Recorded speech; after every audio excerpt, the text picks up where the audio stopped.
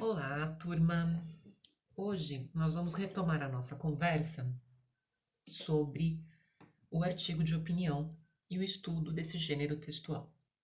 Bom, lembrando, o artigo de opinião é um texto que está dentro da esfera jornalística, então ele é um texto para ser publicado em jornal, em revista, em blogs. Então ele é um texto que tem uma velocidade de comunicação também, uma dinâmica intensa de comunicação. Ele é um texto utilizado para expor o ponto de vista do autor a respeito de um tema, de um assunto polêmico em geral e atual. Por que eu digo polêmico em geral? Porque as pessoas dão opinião a respeito de assuntos que geram controvérsias. Então, ou sou favorável ou sou contrário a determinado assunto. E esses assuntos acabam sendo levados para artigos de opinião. Então, escreve-se um artigo de opinião para expressar o ponto de vista a respeito de determinado assunto que está sendo discutido e polemizado, ok? É um texto que tem autoria explícita, ou seja, o autor do texto costuma assiná-lo, né? Então a gente sabe se quem está assinando é um médico, é um professor, é um economista, e aí a gente também associa essa pessoa à opinião que ela tem dentro de determinado assunto. Ah, se, se essa pessoa utiliza, por exemplo, no seu texto, um posicionamento bastante contundente a respeito de determinado assunto da medicina, mas ele é um economista, quando você fizer essa leitura, você já vai pensar algumas coisas a respeito dessas opiniões que ele tem. Você vai dizer, bom, se ele é economista, os interesses dele estão muito mais voltados para a questão econômica, mesmo falando sobre saúde, do que para a questão da saúde, do bem-estar e etc. Tá? Então, a assinatura do artigo, ela também diz muito a respeito daquilo que está sendo escrito. A autoria, né? Querendo dizer, assinatura como autoria.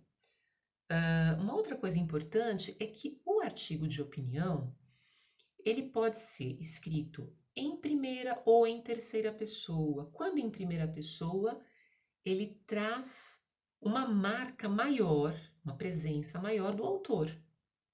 E quando este autor é uma referência naquele assunto, é bem interessante que ele escreva utilizando a primeira pessoa. No caso dele não ser uma referência, a terceira pessoa é mais interessante, porque fica mais convincente. Porque senão, veja bem, um professor escrevendo sobre economia, nem é um professor de matemática, é um professor de literatura, mas escreve sobre economia, qual, qual elemento na na formação deste professor, ou qual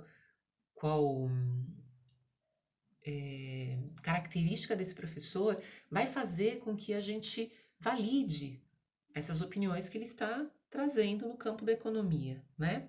Então, em geral, assina-se a- o artigo de opinião, mas a utilização da primeira ou da terceira pessoa no texto, né, do verbo, primeira pessoa verbal ou terceira pessoa verbal, colocando expressando essa opinião, vai depender muito também do envolvimento que este autor tem com aquele tema, né, com o estudo daquele tema.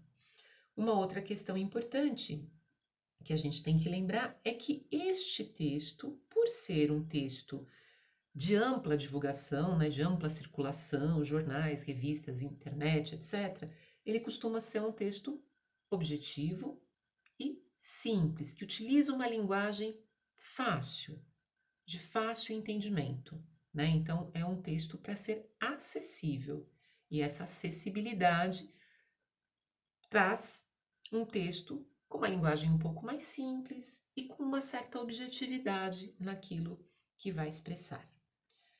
Agora a gente vai falar sobre a estrutura desse texto. Então, conhecendo as características, vamos pensar na estrutura. Quando lemos um artigo de opinião ou quando escrevemos um artigo de opinião, vamos observar que ele vai seguir, não necessariamente nesta ordem, mas ele vai seguir um caminho de expor o assunto. Então, ele vai expor o tema e o que está sendo dito a respeito daquele tema. Depois, ele vai trazer uma opinião. Essa opinião, ela pode vir de forma bem explícita ou não tão explícita, mas que vai sendo colocada ao longo dos parágrafos e que até a conclusão da leitura, ela fica óbvia, tá? Então, a opinião é algo fundamental num artigo de opinião, tá? Precisa ter uma opinião e essa opinião é fundamentada através de argumentos, através de fatos, de exemplos, mas existe uma argumentação nesse texto. E a argumentação é algo extremamente importante, porque ela baseia a opinião que ela está defendendo num argumento, né? Então você vai expressar uma opinião e, na sequência, você vai argumentar para que justamente o seu leitor fique convencido daquilo. Quando a gente lê os artigos de opinião, a gente enxerga esse movimento. Finalmente, a conclusão. A conclusão de um artigo de opinião, ela pode se apresentar de duas formas. Ela se apresenta como uma síntese daquilo que foi apresentado, daquilo que foi colocado no texto, ou com uma proposição, ou seja, com uma ideia para que aquele problema, aquela polêmica que foi levantada, tenha um desfecho mais interessante. Então, uma proposta para resolver o problema que foi levantado. Não é sempre que é possível uma proposição, dependendo do tema, não tem uma solução. Não tem uma solução fácil para a paz mundial, né? Então, como é que a gente vai resolver este problema? Talvez haja algumas propostas, mas as propostas elas precisam ser propostas exequíveis. O que é isso? Possíveis de serem executadas. Então não adianta dizer assim, porque os governos deveriam, porque a ONU, porque é um caminho, né? Existem caminhos, mas as propostas que aparecem num artigo de opinião são propostas mais objetivas, propostas factíveis, propostas que são possíveis num ambiente próximo e a curto ou médio prazo, tá certo? Então, eu apresentei novamente as características do artigo de opinião e hoje eu me detive na questão da estrutura.